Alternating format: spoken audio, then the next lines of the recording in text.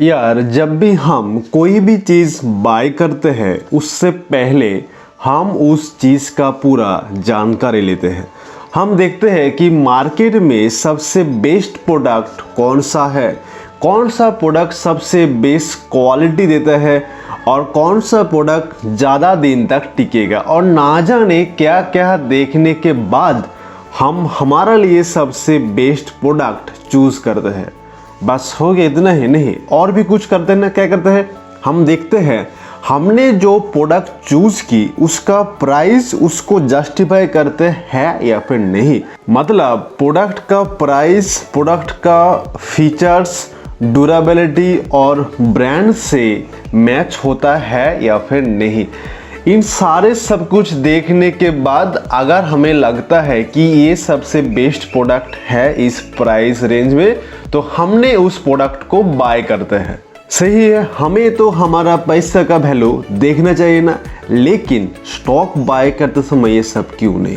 क्यों हम बिना सोचे समझे दूसरों का बताया हुआ स्टॉक बाय करते हैं? सामने वाला भगवान तो है नहीं। क्यों हम बिजनेस को एनालिसिस नहीं करते हैं?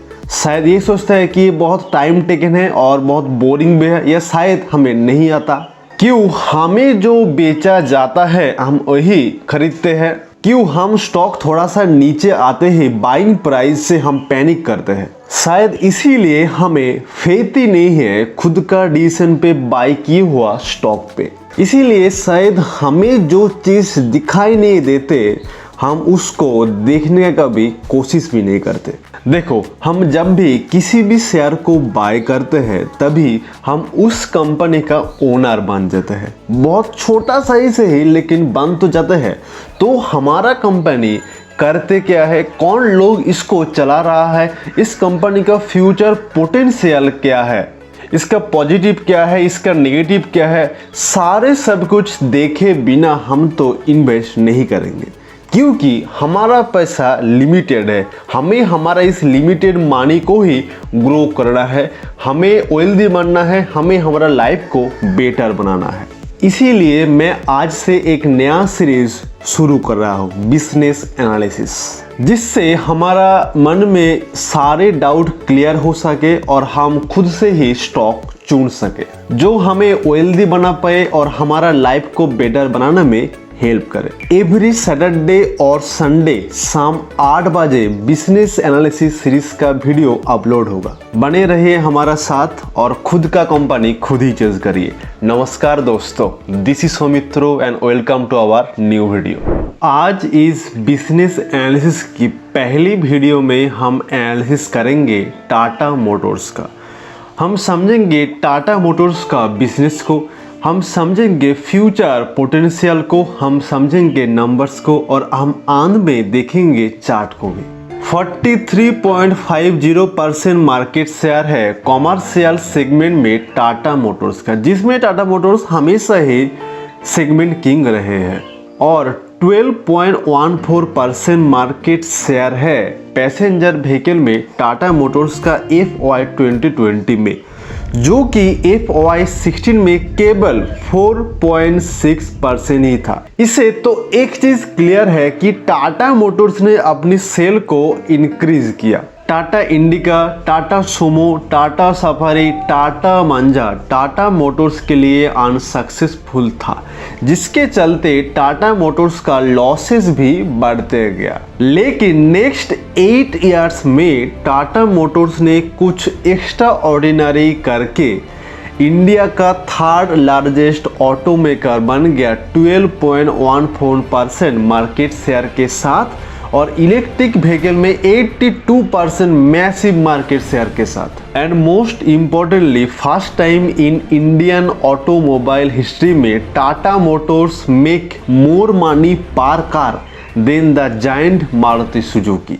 2016 में टाटा मोटर्स के पास 6 प्लेटफॉर्म था केवल 10 कार के लिए। जिनको प्लेटफॉर्म के बारे में नहीं पता कि प्लेटफॉर्म क्या होते हैं, उनके लिए प्लेटफॉर्म एक आर्किटेक्चर डिजाइन होता है जहां पर कार का बेस बनते हैं, जिसके अंदर कार का body floor, engine mounting, axle, suspension, steering column और भी बहुत सारे चीज होते हैं। तो अलग अलग प्लेटफॉर्म होगा तो इन सारे पार्ट्स अलग अलग होगा, पार्ट शेयरिंग कम हो जाएगा, जिससे प्रोडक्शन कॉस्ट हाई था, different types of complicated parts को ऑर्डर देना पड़ता, जिससे पार्ट्स का प्राइस भी हाई होता और मेंटेनेंस भी बहुत ज़्यादा होता, पार्ट्स वेस्टेज भी बहुत ज़्यादा होता, रिजल्ट इन लॉसेस बढ़ता गया टाटा मोटर्स का, क्योंकि अलग अलग प्लेटफॉर्म को बनाने में मिलियन डॉलर्स का खर्चा, ऊपर से उन प्लेटफॉर्म को मेंटेन्स करने के लिए भी खर्चा। इस तरह और भी अलग अलग कारण के लिए टाटा सन्स का चेयरमैन एन चंद्रशेखरन जी ने कहा था कि टाटा मोटर्स लगभग हर कार के पीछे अपने पैसे को गंवा रहा है। 25 फरवरी 2016 को Guenter Karl Butschek Tata Motors का सीईओ बने और तभी से ही शुरू होती है टाटा मोटर्स का कमबैक, टाटा मोटर्स का आउटस्टैंडिंग ग्रोथ। और आप ये भी जान लीजिए कि Guenter Butschek is the highest paid CEO among the Indian auto companies. उन्होंने सबसे पहले प्लेटफॉर्म्स का ऊपर काम किया। अभी टाटा मोटर्स के पास केवल 2 ही प्लेटफॉर्म हैं, जिनमें अगले 3 सालों में 10 से 12 ब्रांड न्यू कार लॉन्च होगा। एक है अल्फा आर्किटेक्चर, जो कि कॉम्पैक्ट कार के लिए 4 मीटर और उससे भी छोटा लेंथ के लिए, और सेकेंड है ओमेगा आर प्लेटफॉर्म। 2018 में टाटा मोटर्स ने लगभग 10,000 करोड़ रुपीस देके JLR को बाय किया था। ये Omega R platform Jaguar and Land Rover का डिस्कवरी स्पोर्ट्स आर्किटेक्चर पे बेस्ड है, जो कि bigger car, hot hatch, premium SUV, bigger SUV के लिए है। More than 4 metre, 4.3 metre to 4.8 metre length के लिए है। इसके चलते मैन्युफैक्चरिंग कॉस्ट भी घटा, पार्ट्स शेयरिंग भी बढ़ा, जिससे बल्क ऑफ पार्ट्स ऑर्डर दे के पार्ट्स का कॉस्ट भी कम हुआ और पार्ट्स का वेस्टेज भी कम हुआ, जिससे प्रॉफिट मार्जिन इंक्रीज हुआ। अगर मान लो कि कोई भी मॉडल फेल हो जाए तो पार्ट शेयरिंग की चलते और प्लेटफॉर्म शेयरिंग की चलते टोटल प्रॉफिट मार्जिन पर उतना ज़्यादा इफेक्ट नहीं पड़ेगा। इसके अलावा टाटा मोटर्स ने अपने सप्लायर को कम किया, जिससे प्रोडक्ट का क्वालिटी इंक्रीज हुआ। For this reason Tata Motors make more money per car than the Maruti Suzuki. और यहाँ पर मेरा मानना है कि जैसे जैसे टाटा मोटर्स का वॉल्यूम इंक्रीज होगा, प्रॉफिट भी इंक्रीज होगा। और जब सभी कार मेकर इलेक्ट्रिक व्हीकल का infrastructure, charging station, battery, design और कस्टमर एक्सेप्टेंसी को लेकर सोच रहे थे, तभी टाटा मोटर्स ने अपनी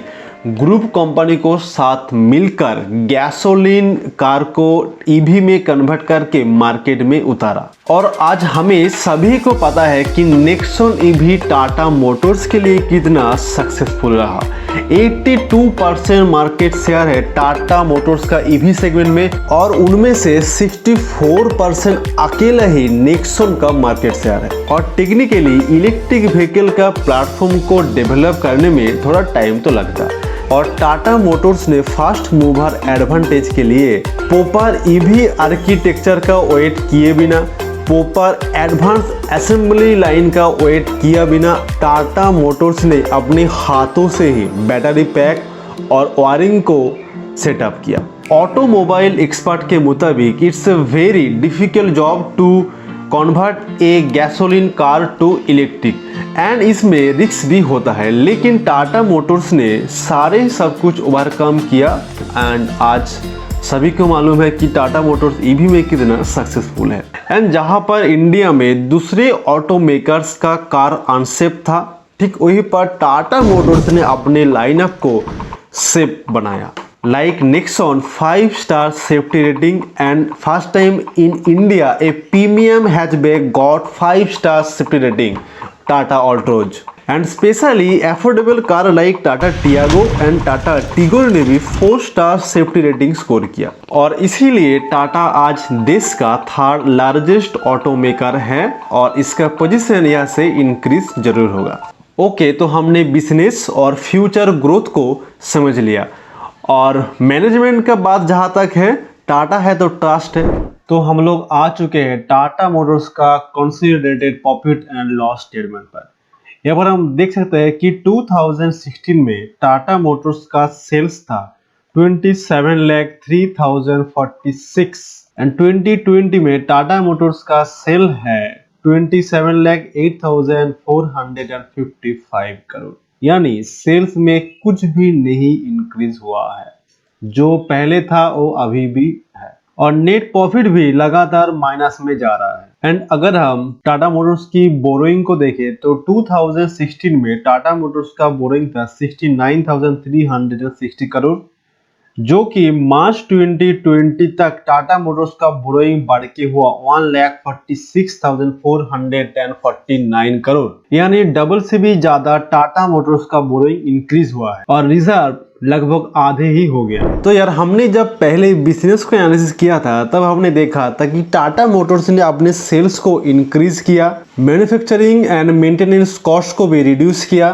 पर कार प्रॉफिट में मारुति को बीट किया, ईवी सेगमेंट का लीडर बने। तो इन सारे पॉजिटिव का असर बैलेंस शीट में क्यों नहीं दिख रहा है? क्योंकि हमने सिर्फ बात की टाटा मोटर्स की इंडियन यूनिट के बारे में। तो अगर हम टाटा मोटर्स की इंडियन यूनिट की सेल्स देखें तो टाटा मोटर्स की इंडियन यूनिट की सेल धीरे धीरे सुधर रहा है। हाँ, काफी फ्लक्चुएट है लेकिन इंक्रीज हो रहा है, और लॉसेस भी धीरे धीरे कम हो रहा है, एंड बोरोइंग भी ऐसा इंक्रीज नहीं हुआ, एंड रिजर्व भी ठीक ठाक है। तो मेन प्रॉब्लम आ रहा है JLR से, जैगुआर एंड लैंड रोवर से। अगर हम कॉम्बाइन देखें तो टाटा मोटर्स की इंडियन बिजनेस और बाहर के बिजनेस को भी, तभी टाटा मोटर्स का हालत बहुत ही खराब दिखता है। देखिए टाटा मोटर्स का नेट प्रॉफिट है -11,810 करोड़। देखिए टाटा मोटर्स की इंडियन यूनिट की फाइनेंशियल ईयर मार्च 2020 में नेट प्रॉफिट है -1,391 एंड कॉन्सोलिडेटेड नेट प्रॉफिट है -11,309 करोड़। यानी जितना भी लॉस आ रहा है वो सारे के सारे जैगुआर एंड लैंड रोवर से आ रहा है, और जितना भी डेट है maximum debt Jaguar and Land Rover से ही है। हालांकि इंडियन बिजनेस यहाँ से काफी इंप्रूव होने का स्कोप रखता है अगर टाटा मोटर्स अपने इंजन को और थोड़ा सा रिफाइन करे, फिट एंड फिनिश के ऊपर थोड़ा सा जोर दे, सफारी और हैरियर में पेट्रोल इंजन लॉन्च करे, क्योंकि मेट्रो सिटीज में डीजल कार का लाइफ कम होने से अब लोग ज्यादातर पेट्रोल कार प्रेफर करते हैं। एंड साथ ही साथ टाटा मोटर्स को हाइब्रिड कार भी लेके आना होगा, तभी जगह टाटा मोटर्स का Indian unit positive net profit देख पाए। और जहां तक बात है JLR का, JLR भी कमबैक करना शुरू किया है। जो ग्लोबल चिप शॉर्टेज के कारण JLR का सेल्स डाउन हुआ था वो अब धीरे धीरे ठीक होने लगा, तभी तो JLR के पास 2 लाख से ज्यादा यूनिट की ऑर्डर पेंडिंग है और जिसका डिलीवरी भी स्टार्ट होने लगा। तो हमें यहाँ पर यही लगता है कि टाटा मोटर्स ने कमबैक कर रहा है,